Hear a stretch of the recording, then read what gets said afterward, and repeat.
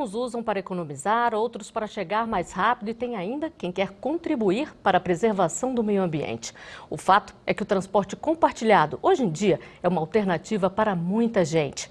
Bicicletas e patinetes são os mais usados. Também existem os aplicativos de carona e já se fala até em scooters e carros compartilhados. O problema é que o perigo anda de carona com esse tipo de transporte. Vários acidentes, inclusive com vítimas fatais, já foram registrados.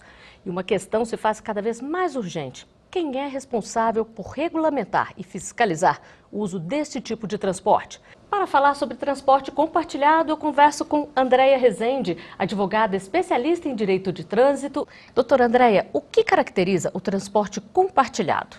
O que caracteriza são as outras formas, as formas diferentes de você poder ir ao seu local de trabalho ou o seu destino, sem ser por meio do próprio veículo em si.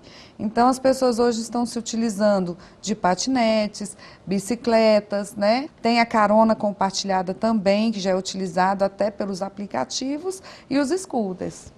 E isso geralmente são veículos de empresas que colocam ali, mediante uma taxa, a pessoa pode usar pelo tempo que for previamente acordado ali, é isso? Correto, exatamente. Ela faz um contrato, né, por um tempo determinado e utiliza aquele veículo para sua locomoção. E as bicicletas parecem não oferecer tantos riscos, mas e os patinetes elétricos? Será que as pessoas usam com os cuidados necessários? Não existe ainda uma lei específica sobre o transporte compartilhado e a falta de regulamentação acaba trazendo problemas. Vamos conferir a reportagem. Felipe e Caio, esses dois adoram andar de patinetes.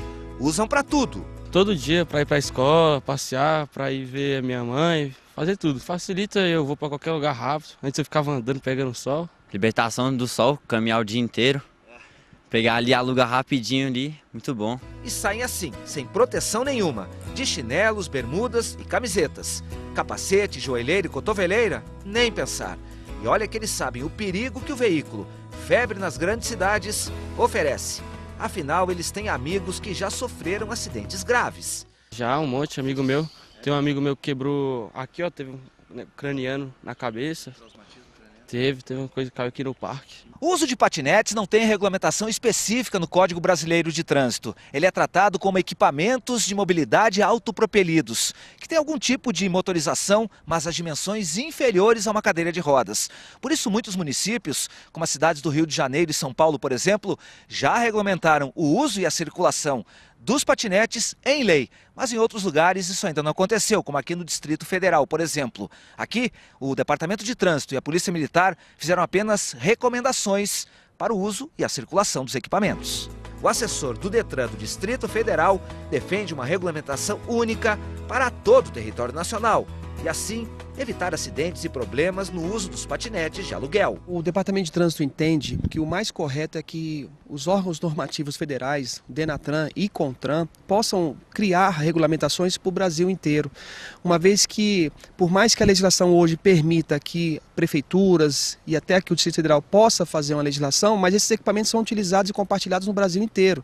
Então a mesma pessoa que se associa a uma empresa aqui, ela vai participar às vezes de uma situação aqui no DF, às vezes em outro estado, e é melhor que seja uma regulamentação só, para que todos possam fazer da mesma forma. Bom, vamos falar então de legislação, doutora Andréia. De quem é a competência para legislar sobre esse tema? A lei ela permite que os municípios, o Distrito Federal, legislem sobre esse tema.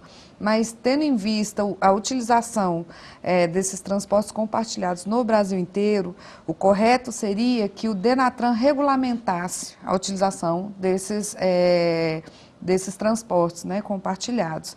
Agora, tem uma questão, por exemplo, a Constituição Federal, ela não permite que estados e municípios limite os direitos individuais das pessoas. Então, teria que ser por meio de lei federal. E é aí que a gente tem esse conflito de competência. E os patinetes elétricos não são notícia só pela praticidade, mas também pelos acidentes. E nós temos uma pergunta das ruas sobre isso. Vamos ver. Se acontece um acidente, quem é o responsável? A pessoa que está conduzindo o veículo compartilhado ou a empresa dona dele? Doutora Andréia, de quem é a responsabilidade?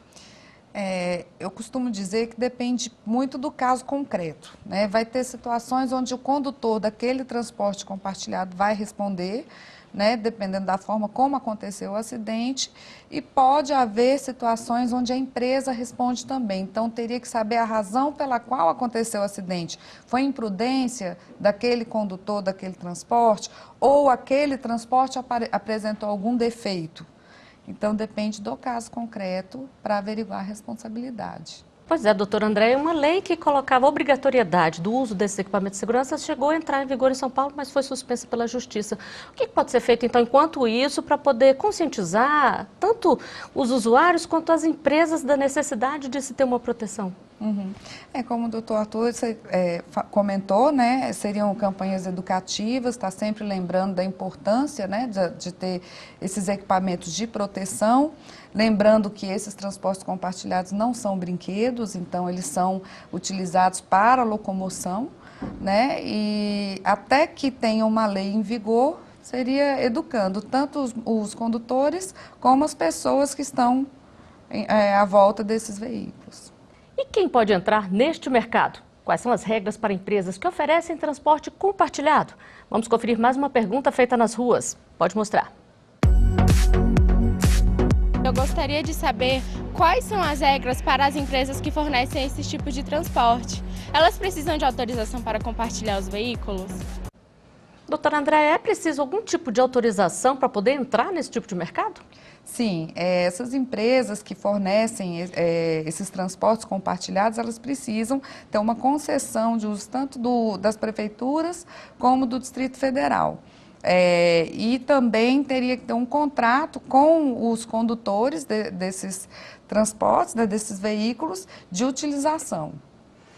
E qual é a responsabilidade de alguém que aluga uma bicicleta ou patinete elétrico? Nós temos uma pergunta sobre isso. Pode mostrar aqui. Eu gostaria de saber o que acontece com o condutor que não respeita as regras de uso desses veículos compartilhados. Doutora Andréia, primeiro vamos saber quais são essas regras de modo geral. É preciso assinar um cadastro antes e ali está tudo estabelecido direitinho? Sim, ele tem que baixar o aplicativo, se cadastra, né? E ali ele já fica especificado para ele as regras, né, para a utilização desses veículos de transporte. Então, vai especificar a questão de valores, como que é a retirada do veículo, quanto tempo ele pode estar utilizando, onde ele pode deixar aquele veículo compartilhado. Então, esses aplicativos, no ato do cadastro, que ele já dá a assinatura do termo, já traz todas essas regras. E o que acontece se essa pessoa não cumprir com isso? Ela pode, por exemplo, de repente ser impedida de usar aquele veículo no futuro? Cada empresa faz a própria regra? Como é que funciona? Cada empresa tem autonomia para aplicar a sua própria regra, mas sim, existe possibilidade dela ficar impedida de utilizar aquele meio de transporte caso ela descumpra a regra. E vamos à última pergunta feita nas ruas para ser respondida pelos nossos convidados. Pode rodar. Estes veículos possuem seguro? O que acontece se um deles for roubado? Doutora Andréia, qual que é a prática do mercado aí? A prática, cada empresa ela tem a sua forma, né, de agir.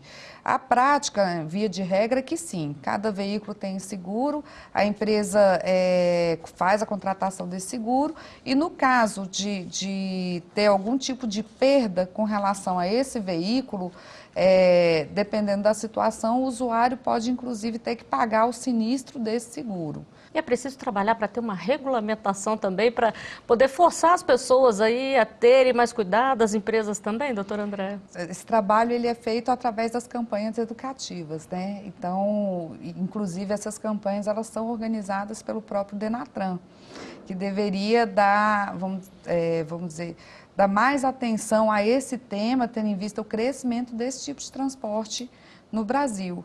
Então, seria através de campanhas educativas, tanto televisão, como local, como em escolas, né, para poder trazer informações da melhor forma de utilizar esses veículos de transporte. E já existem essas campanhas que, pelo menos assim, em larga escala, eu não vi nenhuma ainda. As campanhas educativas de trânsito, elas são organizadas pelo Denatran.